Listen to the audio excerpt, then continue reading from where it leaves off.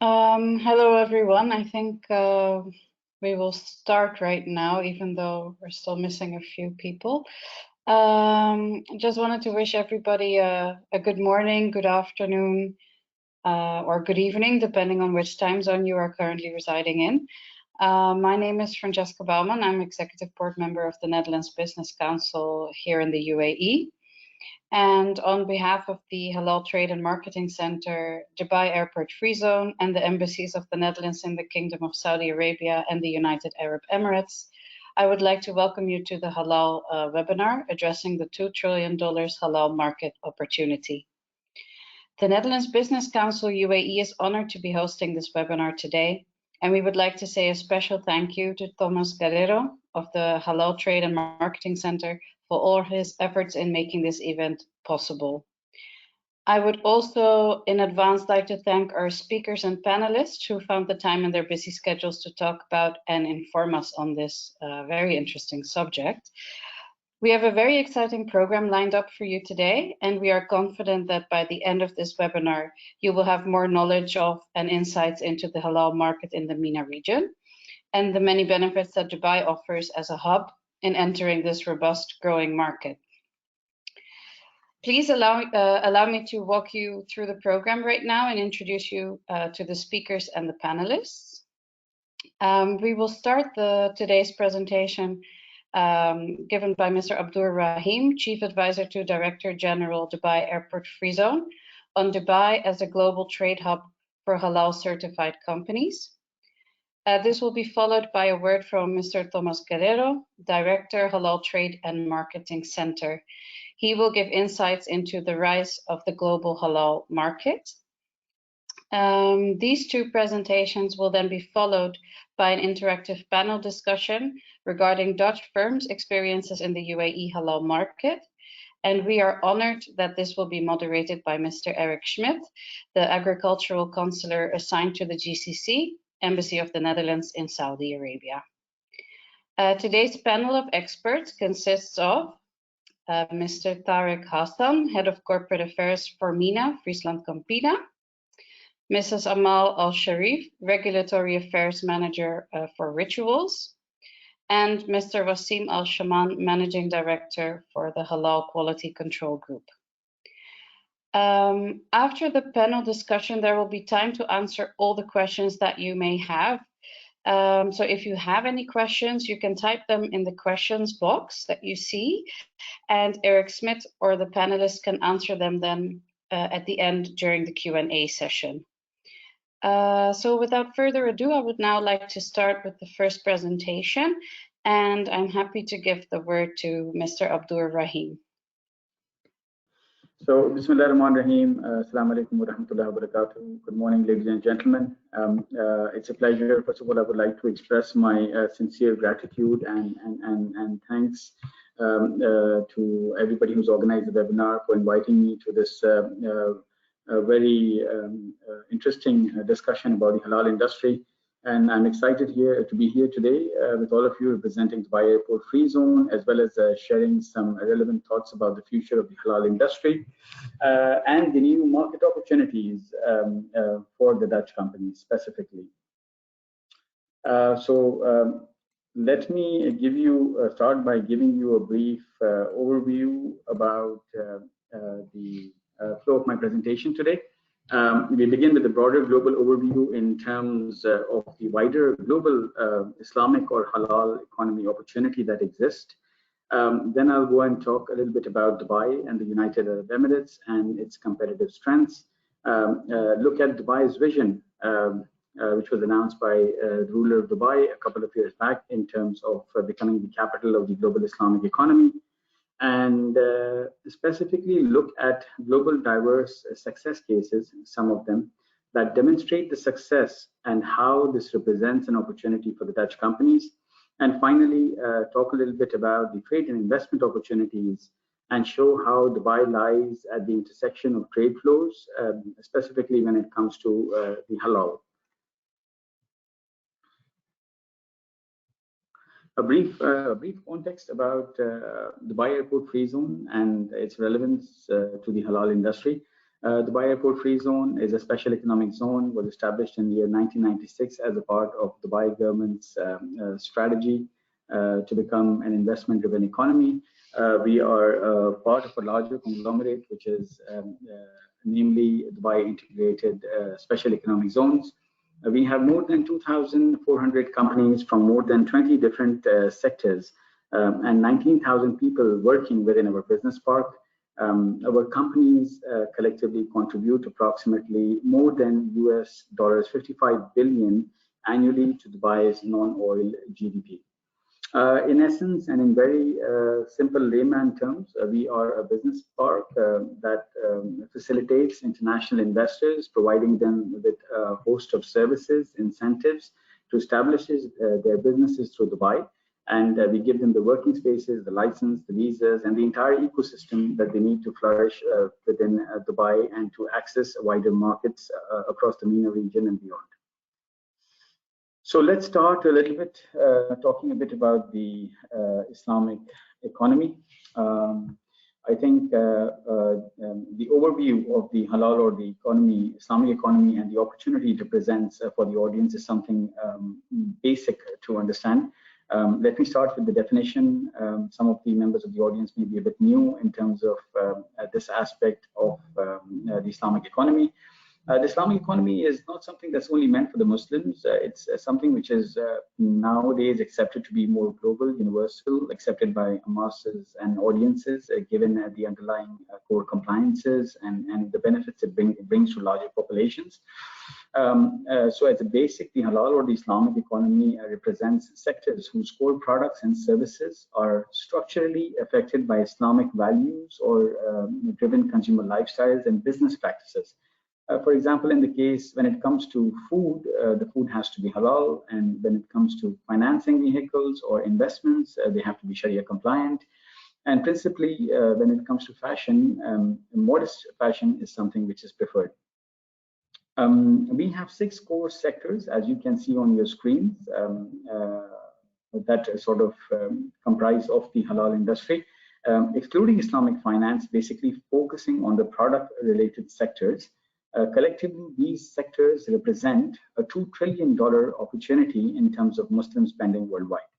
And from a growth perspective, these sectors are also significant. They represent a CAGR of 7.5%. And we must also always keep in mind that these sectors are further sort of supported by the OIC growth as compared to the global segments, which is always much higher, and this represents another layer of opportunity. I'm sure many of you would have visited Dubai and the United Arab Emirates at some moment in time, and if you haven't, we would like to welcome you to visit us here today. The United Arab Emirates is the Middle East's main business hub. It's the most business-friendly environment and has a very stable political environment, I would say. It ranks number 1 regionally in terms of the ease of doing business, talent competitiveness, and innovation, as well as ICT adoption. It's always happening. Things are always happening in the United Arab Emirates and also in Dubai. And it's very interesting to see how the economy is continuously, progressively going forward all the time. The other very important, relevant point when it comes to the halal industry is that within a 2-hour flight radius from the United Arab Emirates, we have access to more than $578 billion in terms of consumer spending. And this is actually a core, and it's an anchor as to why Dubai plays a major role when it comes to halal trade. And if you go beyond the 2-hour flight radius that you see, there is an additional layer of opportunity that comes in or kicks in because the OIC countries, and it has an additional $296 billion worth of import opportunity as well. The context of Dubai and how it came and started to work on the Islamic economy at a city level is in the year 2013, His Highness Sheikh Mohammed bin Rashid Al Maktoum, the UAE Vice President and Prime Minister and ruler of Dubai, designated the Islamic economy to be one of the core supporting pillars of the Dubai's economy. In essence, the Dubai's Islamic economy strategy, it focuses on three key areas or three key pillars, as we would say it. And these revolve around Islamic finance, the halal industry, and Islamic lifestyle. These are further supported by horizontal layers that sort of cut across all the vertical pillars in terms of the Islamic knowledge and Islamic standards and Islamic digital economy that facilitate all these sectors of growth. Within Dubai and the UAE, there is a very vibrant ecosystem. Different ecosystem players from all over the United Arab Emirates come together to make this vision into a reality. I won't be going through all of them, obviously, but just to talk a little bit about the Dubai Airport Freezone. And it's also been one of the key stakeholders because in principle, we are economic body and our role is to attract foreign direct investment and facilitate global trade. And hence, we launched, when it came to the Islamic economy, we curated and proctored the first Islamic Global Halal guidebook, which was like a toolkit that was given to international investors to understand this value proposition as well as the opportunities.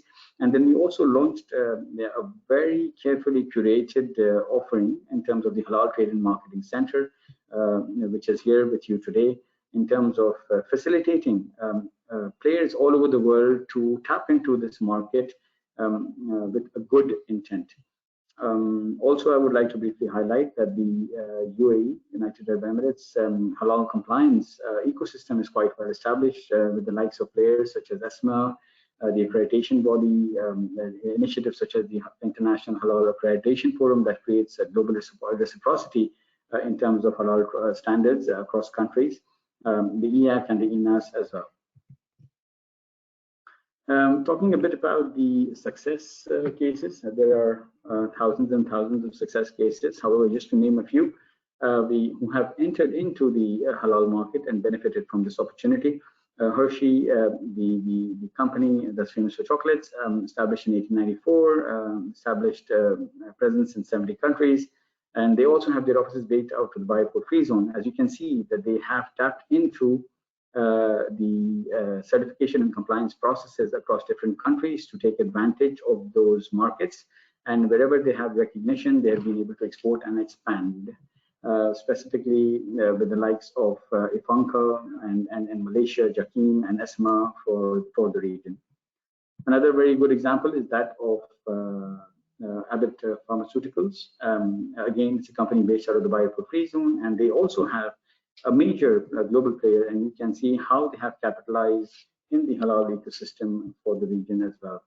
So generally, companies all over the world, especially from the non-Muslim majority countries, once they get the halal certification and compliance in place with regards to the products where halal is mandatory, then they're able to export to the Muslim majority countries and therefore expand their sales, their presence, as well as the flow of their goods.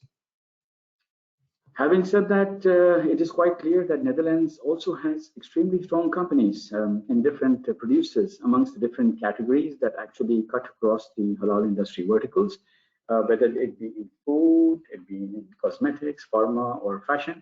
It is clear that there is a massive case for internationalization as well as tapping into the world trade flows and supplying to the Muslim majority countries and other markets as well. Some examples, obviously, you have on the screen of very well-renowned companies is Freezone Campina, the F&B, more than 15,700 dairy farmers in Netherlands, Belgium, and Germany. Together with their members and dairy farmers, they manage the entire production chain from grass to glass. I'm sure not only is there an opportunity for Freezone Campina, but also there is an opportunity for us to learn a lot from such players as they advent to enter the market. Another example that we have is of Rituals, the cosmetic company, founded in 2000 in Amsterdam. First luxury brand to combine home and body products. They've had more than 1,000 stores in 36 countries, and then why not the case for the region as well. Crucial in Pharma is a global biopharmaceutical company dedicated to bringing meaningful innovations to global health, especially in fighting infectious diseases that have become so important during the time of the pandemic. So clearly, there is a case for globalization, internationalization, I'm sure that there could be some of these companies definitely already looking forward for these markets or already interacting in some format. But it would be really amazing to see how the halal industry could become another aspect of the core product value proposition, and to see how this could benefit the business as well as the consuming populations at large. A little bit of just to recap everything that we are saying, and the emphasis on Dubai, as well as we must remember that Dubai is, in terms of trades and opportunity, lying at the intersection of the halal trade flows. You can see that, as I mentioned earlier, global context of 296 billion imports of halal related products to the OIC countries, and there are 57 Muslim majority countries which are mostly the import dependency from these countries is quite high, and the local productions are comparatively low, even though with the advent of the pandemic, many countries are now looking for nearshoring, coming up with food initiatives, production plants, new technologies around vertical and CEA, etc. However, still the opportunity is very large. Another aspect is also that the Muslim population is growing very, very fast, on a very fast trajectory, actually anticipated to reach now 2.4 trillion very soon. If you recall, I talked a little bit about the different sectors that we touched upon, were food, pharma, cosmetics. I won't dwell into all of them. However, this slide is a good representation of the opportunity that exists, and it shows the trade flows between different markets in terms of imports and exports. If you only look at halal food, which is one of the subsectors, this represents the greatest chunk of the opportunity. $212 billion worth of food was imported into the OIC countries, and hence the opportunity. We can also see in terms of the United Arab Emirates, the major exporters and importers, where the United Arab Emirates stood at approximately 16.7 billion a few years back, and this number continuously becomes larger. However, it would be really great to see how we could get more Dutch companies also to participate across this food value chain and use the United Arab Emirates as hub to the OIC countries, but also to the non-OIC countries and the Asian markets as a whole. So that's about it. We have a time bar and time limitations, and I hope that you enjoyed this very brief presentation. And I would like to thank the moderator, the organizer, the audience, everybody who has been involved in putting this fabulous webinar together. And with this, I would like to pass the floor back to the moderator and wish you all a very enriching and insightful panel discussion. Thank you, everybody, for listening, and we will definitely share the presentations with all of you. Thank you so much. Thank you so much again, Mr. Abdur Rahim. And right now we will follow with Mr. Tomás Guerrero, who will give us insights into the rise of the global halal market.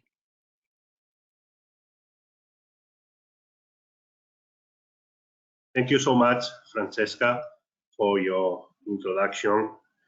Good morning, everyone here in Dubai, as well as in the Netherlands. My name is Tomás Guerrero. I'm the director of the Halal Trade and Marketing Center, and today I will be the person going through a presentation about the global halal market. So I will be sharing now my screen with all of you. Just 1 second.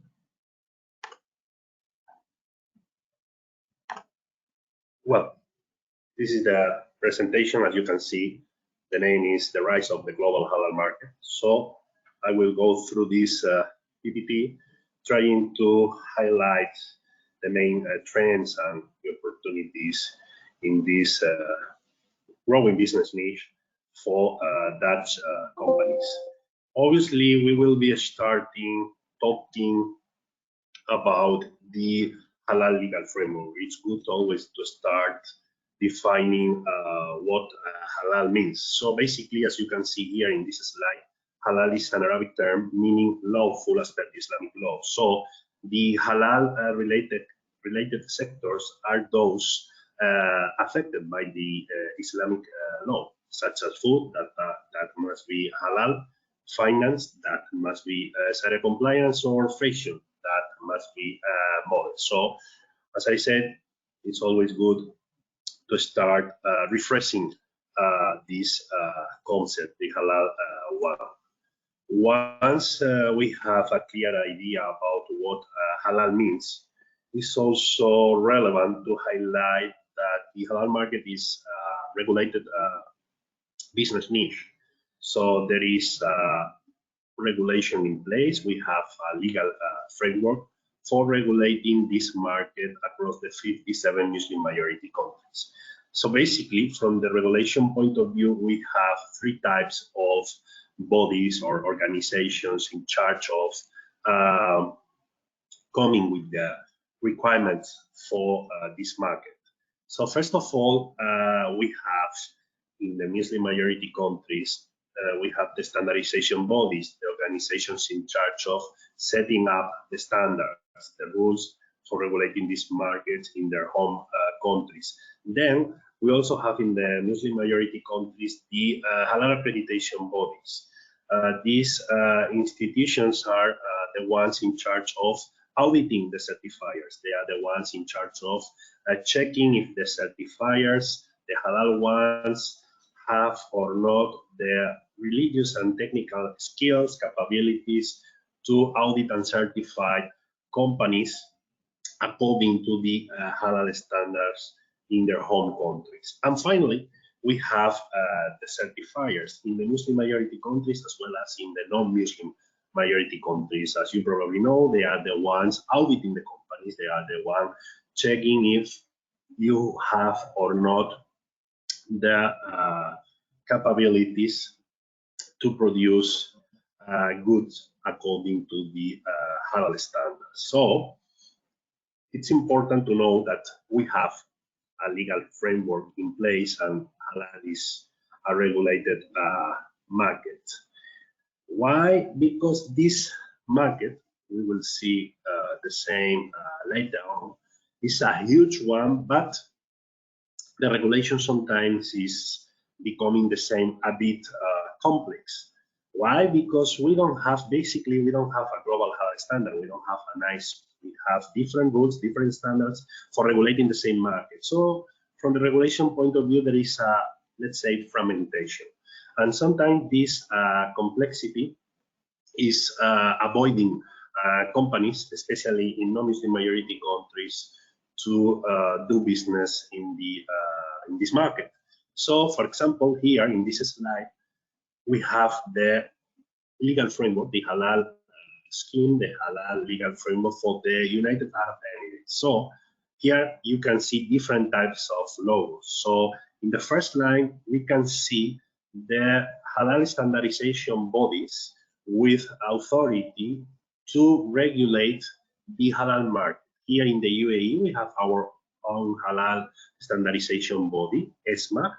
This body is the one in charge of developing the national standards. But because the UAE is part of the GCC, we also have the standards, the halal ones, coming from the GCO, the Gulf Standardization Organization. So we also have regional halal standards. And finally, and because the UAE is part of the OIC, the organization for the 57 Muslim majority countries, the multilateral organization for the 57 Muslim countries in the world. And this organization has also its own halal standardization body, SMIC. You have here also the logo for SMIC. And as I said, UAE is part of OIC, so we also have, let's say, global halal standard or standards trying to become global for the entire Muslim world.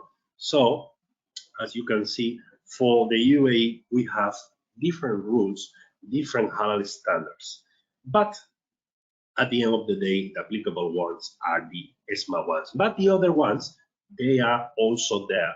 And we are accepting and recognizing those standards coming from GCC or coming from OIC through GCO and Smidt, respectively. Then you can see another line, the second line, with the halal accreditation bodies, with authority for recognizing halal certification bodies abroad for the UAE.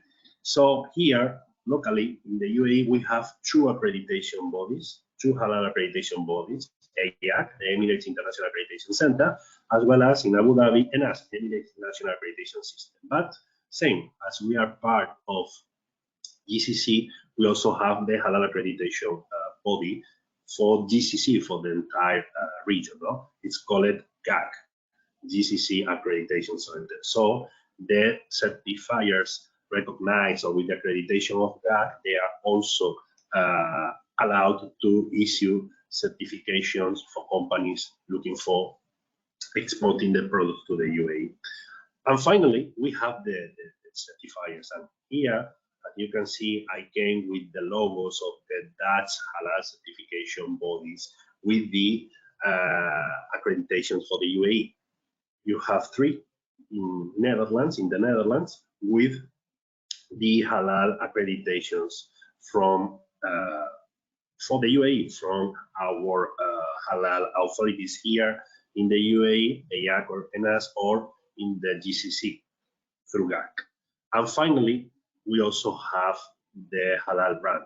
So as McCain long time ago with the national brand for promoting the halal products here in the UAE. So this is the framework for the UAE. Imagine we have something similar for many other Muslim majority countries. So from the regulation point of view, as I said, this market is a bit complex, and for that reason, we are here at the HTMC trying to guide the companies through this complexity and trying to help them to comply with the halal standards, not only here in the UAE, also in other Muslim majority countries. Well, once we have, let's say, also a clear idea about the halal legal framework, it's also good to talk about the drivers behind the success of this market.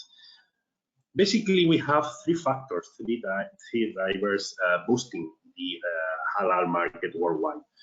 First of all, we have a demographic dividend, as you can see here. Today, we have 1.8 billion Muslim population, representing the 25-26% of the total population.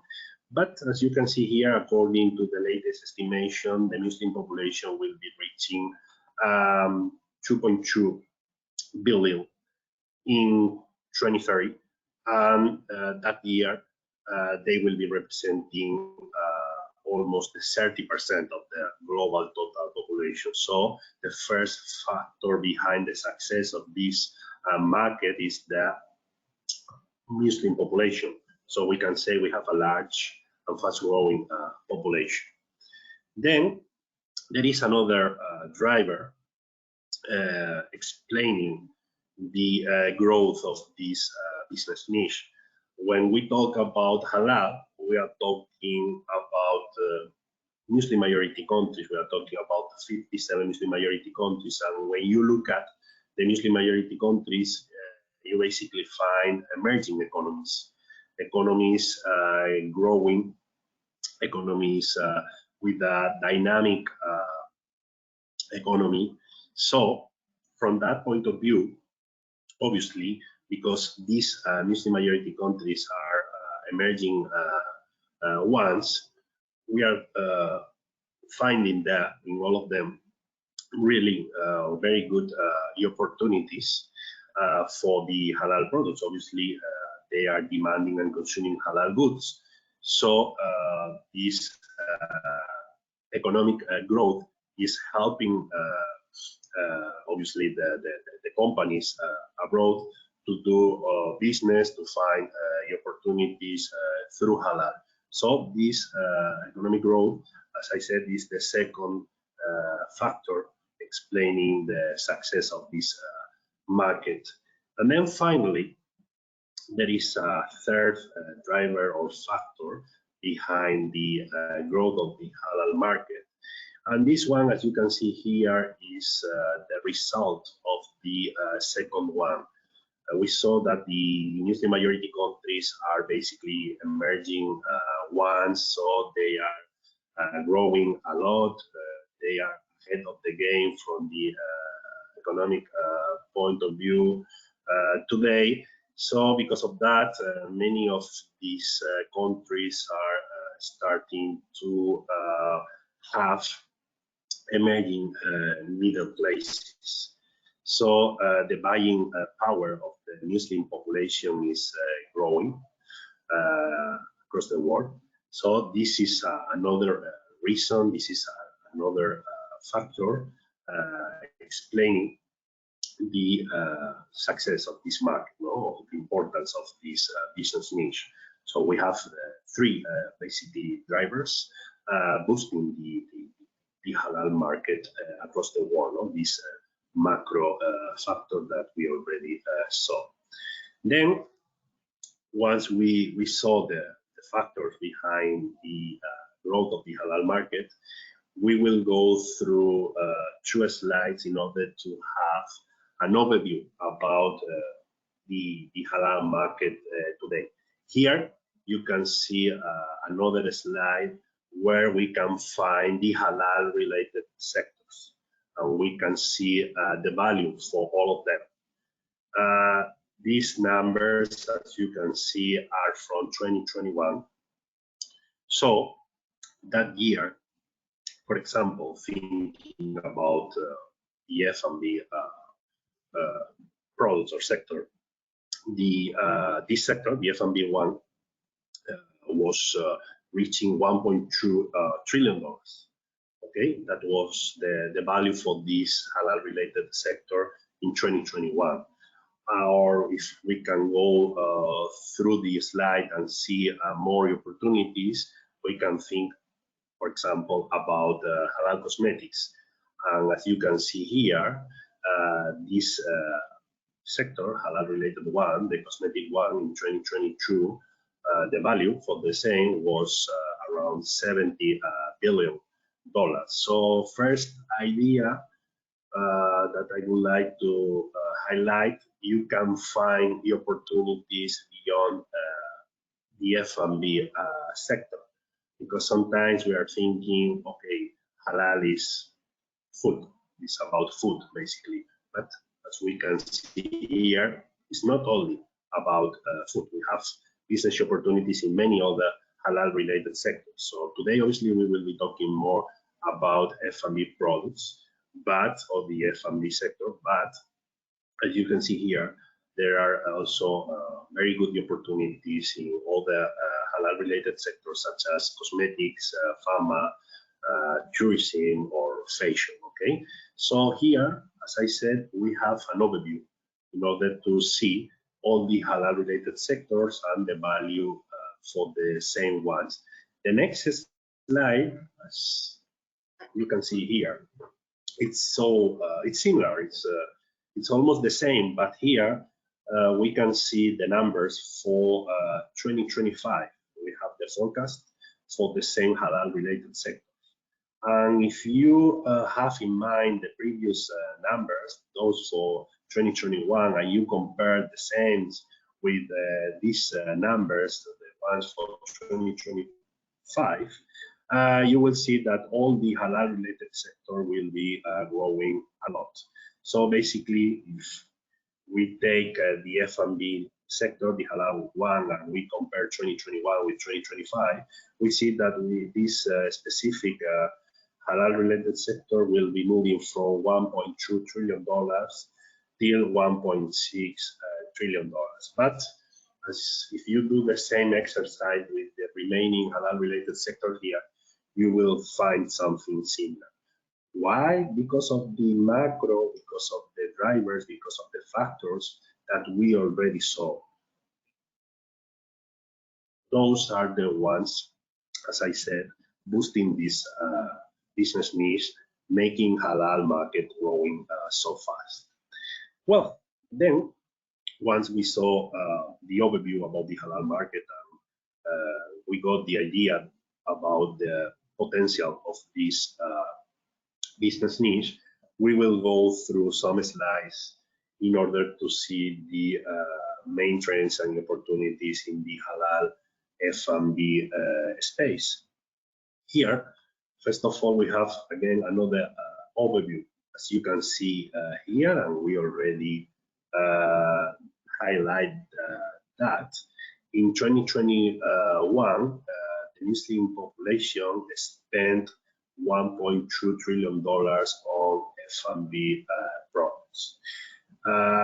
According to the estimations, publications, we can say today that they spent in 2021 $1 trillion on halal certified F&B products.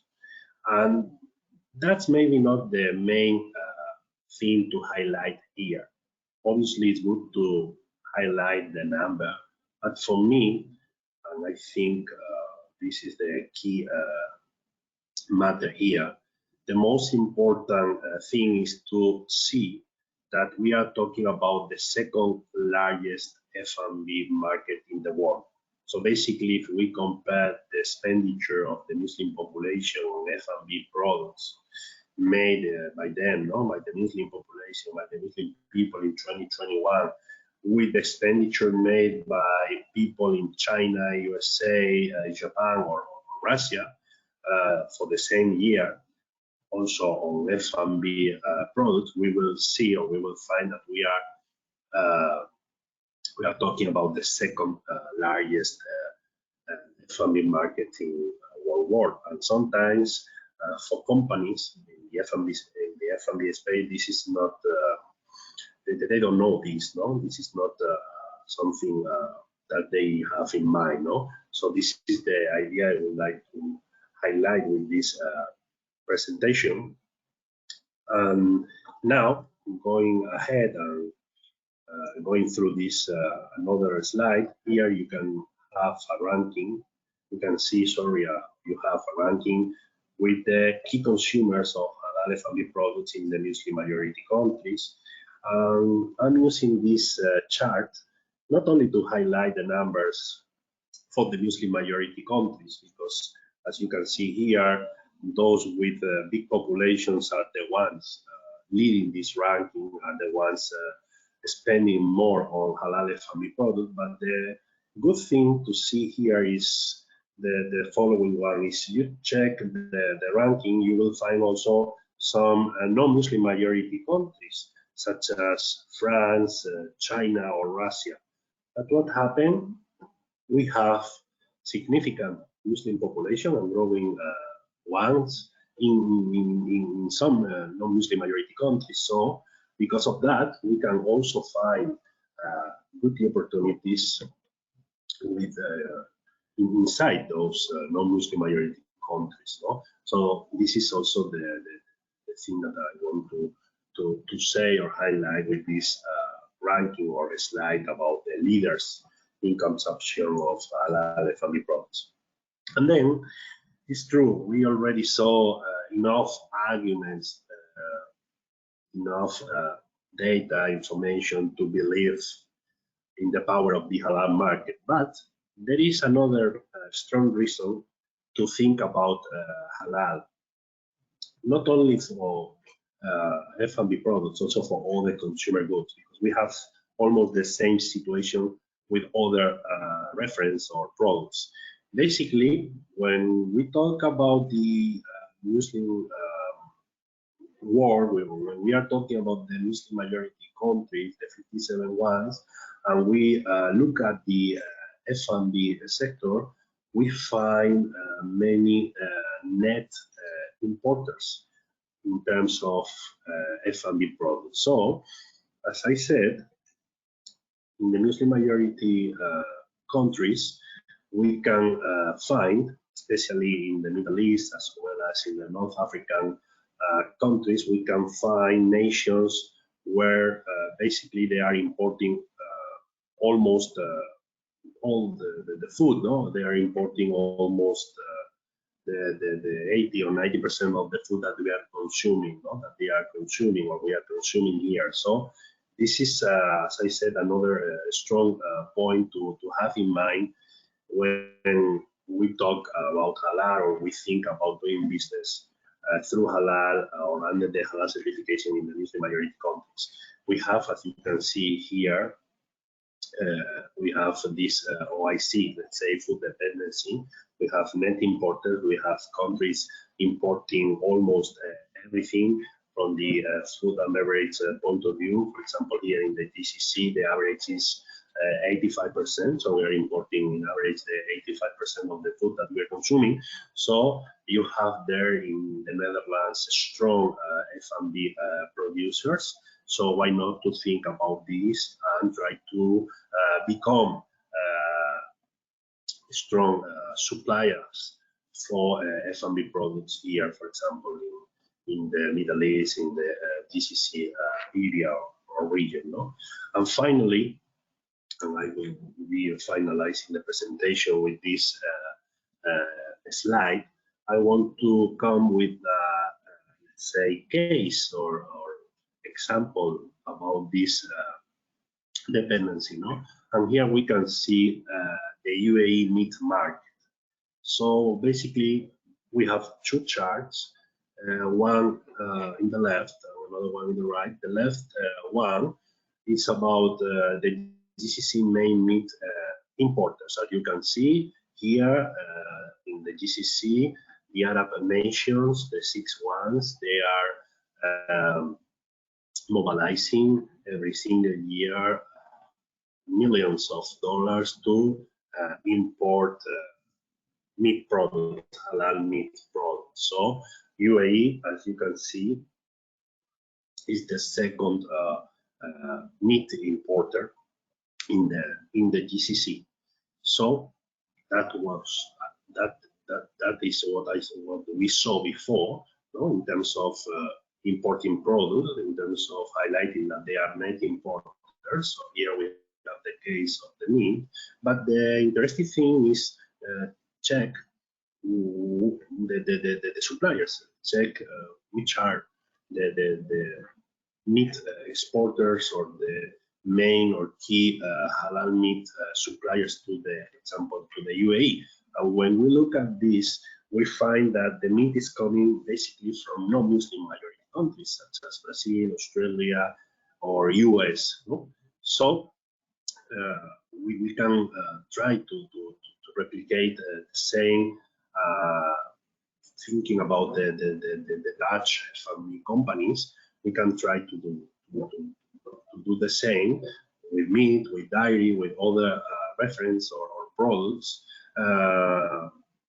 in order to become as I said, the relevant supplier of family products for these countries. So here we can see, we can find Netherlands among the top meat exporters to the UAE, but I'm sure we can, find Netherlands for other F&B items among the key exporters or suppliers to the UAE or to other GCC countries.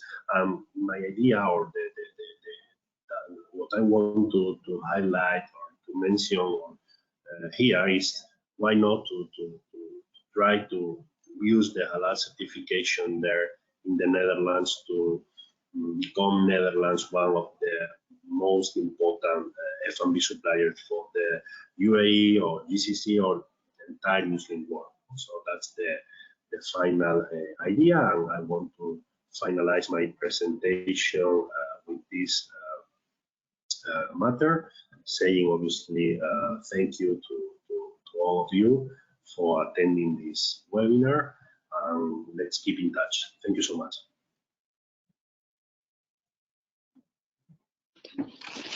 Thank you so much, Tomás. It was very interesting. And I just want to send a kind reminder that in case anybody has a question, please put them in the box so they can be answered towards the end. Right now, we will have an interactive panel discussion regarding Dutch firms' experiences in the UAE Halal market. And we are happy to introduce you now to Mr. Erik Smidt, who is the Agriculture Counselor assigned to the GCC, Embassy of the Netherlands in Saudi Arabia. And a quick recap of the panel of experts. It's Mr. Tarek Hassan, Head of Corporate Affairs for MENA Friesland Campina, Mrs. Amal Sharif, Regulatory Affairs Manager of Rituals, and Mr. Wasim Al-Shaman, Managing Director of the Halal Quality Control Group.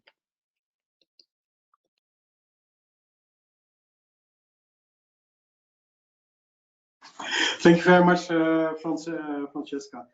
And thank you very much also for the introductions what we had before, because also I think what is an interesting remark at the end of the last presentation, that maybe we can export more meat, but we also are looking as the Netherlands to see how we can stimulate the self-sufficiency in the different countries in the Gulf region. So for the UAE, for instance, we like to stimulate also local production, and to say, especially in the meat sector, that we are heavily involved in the poultry sector, but then as a local, in local production, we are really bringing a lot of technology to the UAE on the poultry sector and also on the horti sector. So we are also a little bit looking at that, what you can produce closer to the consumer, because that's more or less one of the priorities of the Dutch Ministry of Agriculture, Nature and Food Quality, for which I am the representative here in the region. I think we have an interesting panel, which was just introduced by Francesca, and I think we also have a lot of things what we can bring forward. And also what I would like to say, if you have questions, put them in the question box, so also we try to answer them with the panel present. But first I will give the floor to the individual panelists, who maybe can shortly introduce themselves and their companies, and after this we will have some discussion together with us. So maybe first give the floor to Mrs. Amal. Maybe you first will try to introduce yourself. Good afternoon, everyone. My name is Amal Sharif, the Regulatory Affairs Manager of Rituals brand. Thanks for having me here today to talk about Rituals and their growth in the GCC market and their perspective in regards of halal. Rituals is founded in Amsterdam, Netherlands in 2000. They are present in over 36 countries with over 800 stores. Rituals was the first luxury brand to combine home and body products. They have more than 14 collections, and including over 800 products of different categories as air fragrances, body care, skincare, makeup, detergents, and organic tea. Their brand is always working on the development of their products.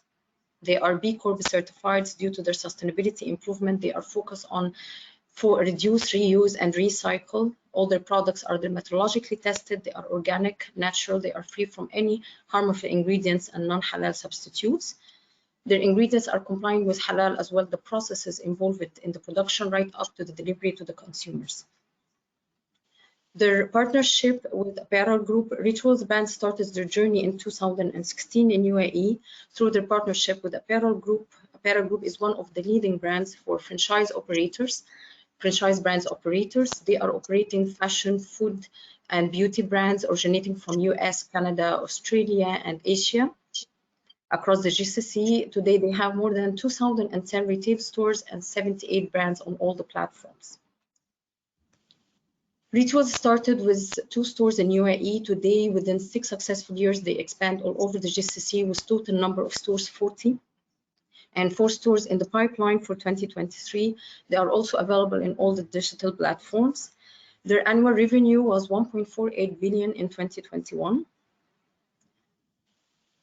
And in regards of halal certification, as we all know that MOYAT, the Ministry of Industry and Advanced Technology, has created a halal certification scheme which provides the companies the framework of all the requirements and the certifiers who's accredited by them for the halal compliance of their production lines to be able to export their products to UAE. They are always introducing halal national mark, where the process is fully adopted by them, where the mark is a proof that the products are complying with the halal regulations. So by this, I came to the end of my presentation. Thank you. Thank you very much. I think then, Mr. Tarek Hassan, maybe you can explain a little bit about Freezone Campina. I think well known in the market for Frico cheese, but also for maybe what people don't know, Rainbow is also Abukos in Arabic is also one of the brands. What is 100% Freezone Campina? Mr. Tarek, can I give you the floor?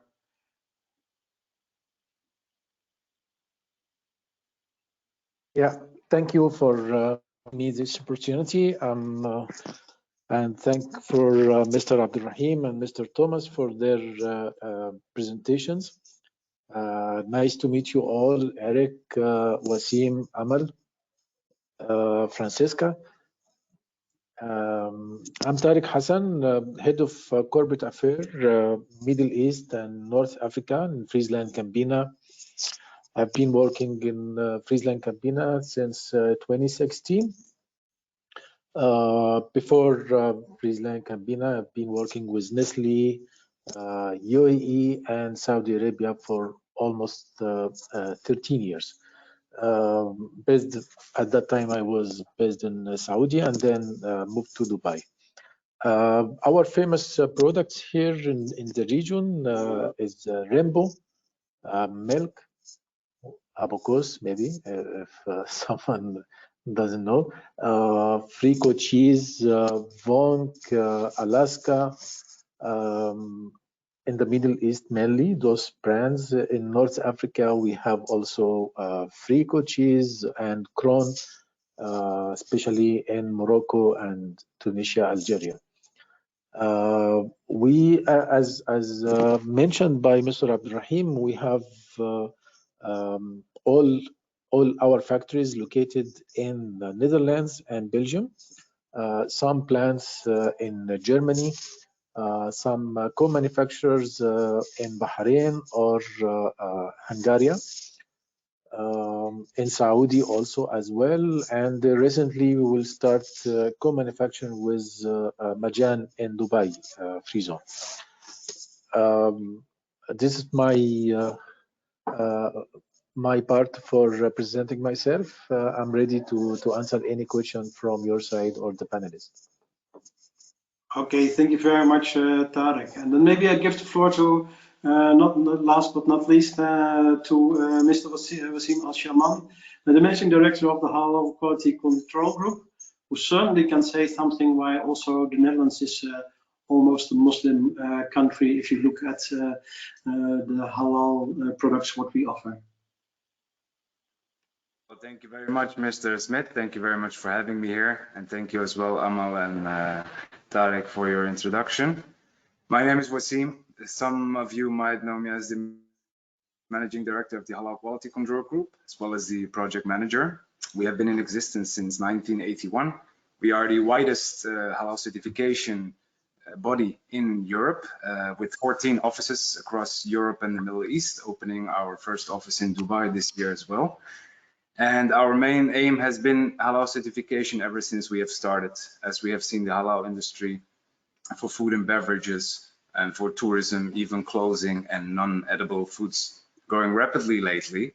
We are more than happy that the European countries, especially the Netherlands, is taking initiatives to discuss the opportunity, not only in terms of benefiting the Muslim consumers, but as well as benefiting the businesses and the opportunity for trade and competition between countries. So if there are any specific questions, I am here to answer and to help some people to get a more understanding about the halal industry and halal certification process. Okay, thank you very much. And like I said before, if you have any questions, just put them in the tool, and I can read them, and I will also forward them to the panelists. So, but maybe first question, maybe then Wasim, I stay at you. From in terms of volume of halal exports, where does the Netherlands stand at? And maybe focusing also a little bit about the most exported products to the GCC. Yes, Erik. So the Netherlands is a major player in the halal market, perhaps not in terms of meat. However, the Netherlands is very known for its high quality products, and we are talking about cheese. and dairy specifically, but also we're talking about beverages, cosmetical based products and chemicals.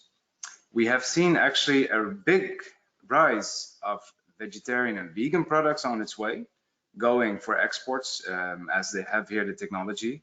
So in terms of food and beverage, the Netherlands stand as a very broad portfolio.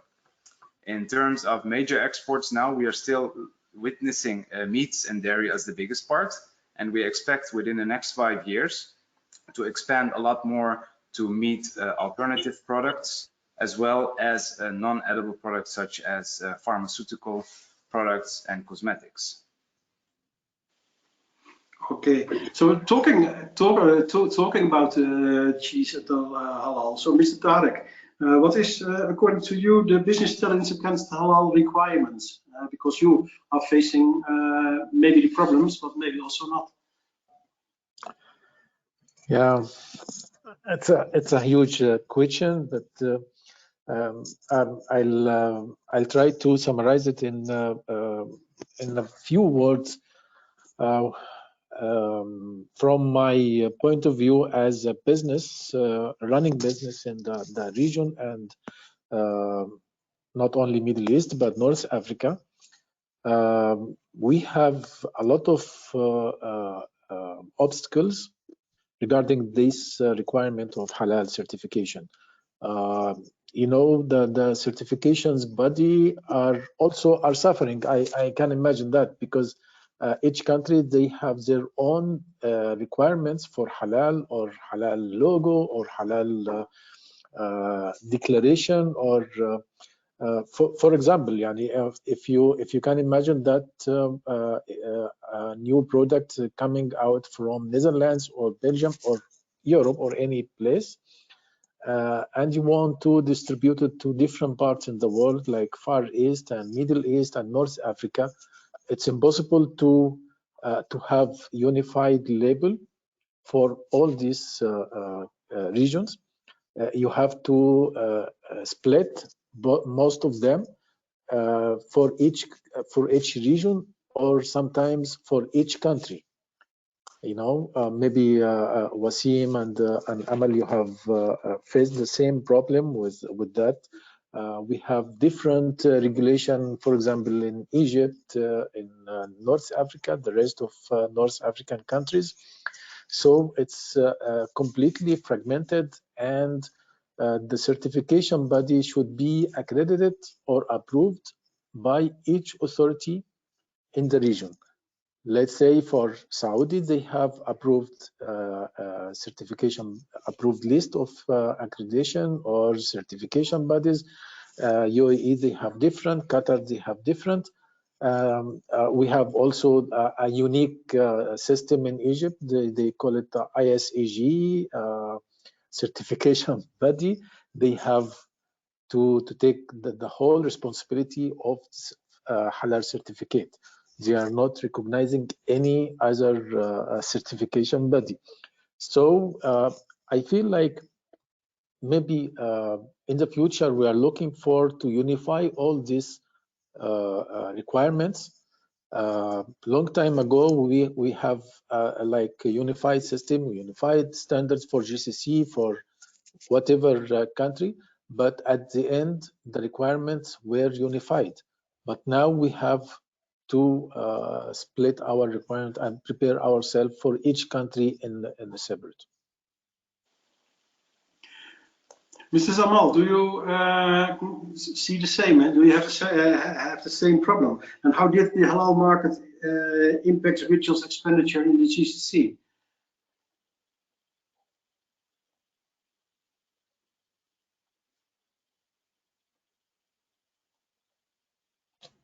Actually, rituals, when they wanted to start to expand or to start their business in GCC, they choose UAE to be their start point of their brand. Actually, there is like many factors in UAE which like helped them to succeed and grow due to the economic culture, and they have 200 nationalities are coexist, which was a good exposure for their products. And as I mentioned, that all rituals products was organic and natural and free from any harmful ingredients or non-halal substitutes. and even their manufacturing process. It was like easily to comply with halal requirements, which gained the trust of the Muslim consumers. It becomes one of their favorite brands, as their categories is covering almost all the daily consuming products, which contributes to their success in GCC. And as Tariq said, that the unify of the halal requirements in GCC helped them to expand on all over the countries. Okay, thank you very much. Then we are talking now about the GCC market, but maybe, Mr. Wasim, maybe you also can tell something how it works in the European market, because I already said also in the Netherlands there's a high demand for halal products, but how is it in general? How big is this market? Good question, Erik. Actually, the Netherlands, as well as the European market, has been growing rapidly since the last decade. There are several factors driving this growth, and that is because of first of all, increasing demand. Okay, so we have to understand halal certified products also represent our identity as Muslims. So, for example, just like vegan certification is important to a vegan person, halal certification is important to a Muslim person. And there are much more Muslims around the world than there are other type of people with specific diet requirements. And there's also diversifying markets. Muslims can range from wanting only halal meat, but they also want to have products which do not contain any alcohol if they're aware enough of this. You have the aspects of gelatin playing along, you have the aspects of enzymes coming along the way, and with more and more education and with the middle class rising, people grow out of awareness and they grow more skeptical, leading to even more demand in the market. So, and don't forget the growing number of certification bodies now with higher standards, as Mr. Tariq explained. They're popping up everywhere to require more and more of us certification bodies to have the strictest requirements, and leaving only the big boys and leaving out the small boys out of the game. So meaning that we also can help the companies from all types of industries to get halal certified and to let them understand how the market works. So overall, the European market is growing in present, and there's a significant opportunity now for companies to diversify their portfolio, as the halal certification gives them, or not only halal certification, but having a product claimed as halal gives you a competitive edge, whereas others do not. And it is a big difference for importers, it is a big difference for distributors to have it. So the increasing chances in the Netherlands are there, but I think even from Netherlands is always an exporting country rather than an internal country. You can export within the region of Europe. There is a very big chance, and we are seeing it in terms of numbers and facts, that the European region is becoming a market on itself.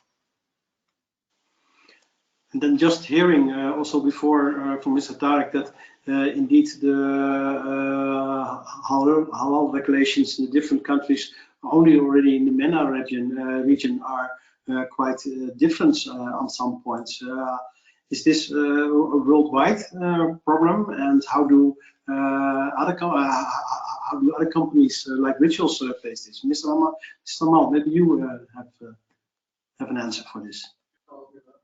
Do you see any problems with the different rules in halal regulations? Actually, because we are only expanding and working on GCC, so there was no any issues we faced. The rules and the guidelines are very clear, and even it was very clear to understand by Rituals branded and comply with. So for the GCC region, like all this, like the two processes of the halal certification and the halal national mark is very easy to understand and comply with it. And what facilities, for instance, are provided by the UAE in terms of halal? Like as we said that the halal certification, it goes into like it is like UAE has positioned themselves to be the halal industry hub by introducing this halal program, which create the infrastructure and the communication network to cover all the economic structure and the interaction to produce and comply and consume halal products. They support by linking halal companies with the core halal trade and certification. So the marketing services to gain more visibility to their market opportunities they have in the market, in the region itself. So like all the processes of halal, as I said, Moyad has created the UAE Halal Certification Scheme, which is provide the framework of all the requirements and the certifiers, which is accredited by them for the companies to start assisting and complying their production lines. And the facilities also, they are giving that in case you don't have a certified body in the country your production line is in, you can check with another certified body in the neighbor country who's accredited by them. And as well, the Halal National Mark, it is like adopted by them for the whole process, where also it was an easy understanding like process. It gives like the proof that their products are halal products as the mark itself. So like it is about, they have created the system which provides to all the companies how they can go through the process and all the support like to produce and comply their products into the marketing of UAE. Thank you very much. Mr. Tarek, what kind of business needs, recommendations you have for companies which want to enter the halal market in the GCC? Because you have a lot of experience, because your products are more or less in the whole MENA region, like you explained before. Can you maybe share some experiences? Yes. If we're talking about the co-manufacturing agreements with some regional facilities or plants in the region, Bahrain, Saudi, UAE, Oman even, we don't face any problem. But the most important for the imported goods outside the region. So we have, as I explained, fragmentation between the approved list of accredited certification bodies, and that means sometimes we are replicating our expenses in order to get certification from different entities. By chance, HQC, Mr. Wasim, we have a long history from your company in Netherlands, but at the same time, we can see that from time to time, the approved list has been changed from country to country, from Saudi to Qatar to UAE to Oman. So at that case, I have to stop and go for other certification body and replicate I think from your side, you can explain that in order to get accreditation from one country, you have to approach separately this authority for Saudi Halal Center, for UAE, for Oman, for Qatar. So it's a matter of replication and cost matter of this. So I think all this, at least if we can say, to unify the whole GCC legislative bodies, as we see on the GSO standards, they have to unify all their requirements for halal certification, all halal certifications body. They have to unify the list to be approved across the region for GCC at least. We don't want to have like a unified list for the whole region like MENA or including Levant. It's a big effort and big cost, and hassle. From time to time we face that some products are rejected in one country. At the same time, it's freely entered the country in other country. So it's a matter of I feel like maybe nowadays we have seeing a competition between halal certification or halal legislative bodies in the region. So, Mr. Wasim, maybe you can say something about this, because like Mr. Tarek was saying, from the different rules, and not everywhere, most probably you can be of help for Freezone Campina. So how is this in general? Yes, Erik. Since my role as managing director in 2018, I have been analyzing all of these problems, and our main focus was to be an all-inclusive certification body, providing you coverage all over the world. It's your ticket to do business anywhere. So we have been, like with Freezone Campina, we are working now with both in the Netherlands and in Belgium. We are certifying them proudly because of our portfolio and our possibilities to export. So as Mr. Tariq is saying, even on a governmental level, on regulatory level, there's competition, okay? One starts giving accreditation, the other country likes it and says, I can do this better. They come up with their own regulation, the other one sees it, does the same, and go on and so on.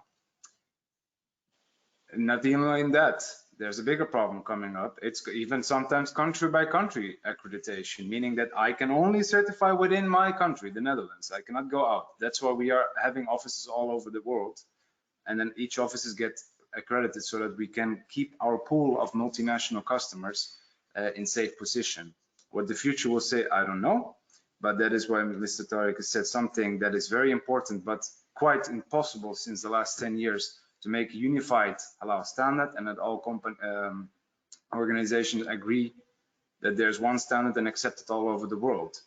Now we have a council as well, and it's called the World Halal Food Council, of which I am the Vice European representative. And we have during the Go Food our next assembly, where we're gonna debate this kind of topics to unify as the strongest halal certification bodies in the world to come together and to see how we can tackle this, to stop, like what happened in Egypt has been being a little bit annoyed for many of the businesses, first with meats and now with dairy, requesting that there is only one sole party from the government that can certify you, meaning that all the other halal certificates have been voided, are declared as just a piece of paper without any meaning. And we don't want to have this coming all over the world, so we're going to try to fix this. But as of this moment, we are proudly accredited from all over the world, recognized as well, not only for the Netherlands, but for all of our branch offices as well. But we still find a major problem because it can still continue with every country having their own demands. So we agree that we have to work hard to find the solution so that business and trade can continue. Okay, thank you very much. Just a question coming up now is from what are the, and maybe I ask it to all three of you, what are your success stories, what you want to share? Because we are almost at the end of our time. So maybe it's good that all of you will give some success story. What according to you is the best success what you had related to halal? Mr. Samal, maybe I first give you the floor. Actually, one of the success stories is Rituals brand. It's like, as I said, their products were organic and natural. However, we went through the certification process of halal, and today we are exist in all the GCC countries, and we are like one of the favorite brands for all the Muslims and like Arabic consumers. And this is like what I can share about the successful story. Okay, Mr. Tariq, maybe you have a success story to share.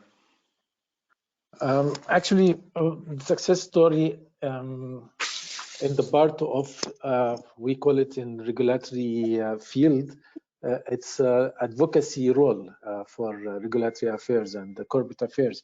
While ISMA and Halal Center in Saudi, they were building their updated version of halal requirements, we were lobbying with the whole food industries within Food and Beverage Association in Dubai. We succeeded to convince both authorities to only put requirement for halal certification, halal certificate for food sensitive, or let's say halal sensitive foods. It's not required to have halal certificate for water, for UHT milk or whatever, because by default it's not sensitive to halal. Otherwise, it will be a huge impact for the business, for the whole business, not only for cheese or dairy products or whatever. But if you can imagine, water should be certified halal, as in Malaysia or Indonesia or whatever. It's a huge. I know this is against the benefit of halal certification bodies, but for manufacturer or food and beverage business, it's a big hassle. So our effort within this advocacy topic, we succeeded to convince both authorities. Halal certificate is not required for specific food products unless it contains meat or meat derivatives. Or for cheese, for example, it's if the cheese having like animal rennet source. Okay, Wasim, I think you understand it very well, and we are trying to keep the same advocacy level with the whole region, GCC and North Africa as well. But unfortunately, so far we cannot say the same for Egypt. Okay, and then finally, Wasim, what do you think? My success story is meeting you, Erik. That was where it started. Well, the success story, there are many things that you can see as success, but our success is that we are really happy that our customers are satisfied and that most of our customers have been with us since the 80s. We have been really proud to collaborate because our customers represent us as well all over the world. And that we are very happy that we have been expanding lately so that we can speak the language of our customers as well, rather than having one office and flying all over the place. We got to say that we hope that success will continue and that we are happy that we have been here in existence since 1981 until 2023 so far. And we hope to grow and continue providing the best of services possible. Okay, thank you. As well on Halal Quality Control Group headquarters. Okay, thank you very much all. I think we are more or less at the end of our time, so I will give the floor back to Mrs. Tanneke Edwards, and thank you very much.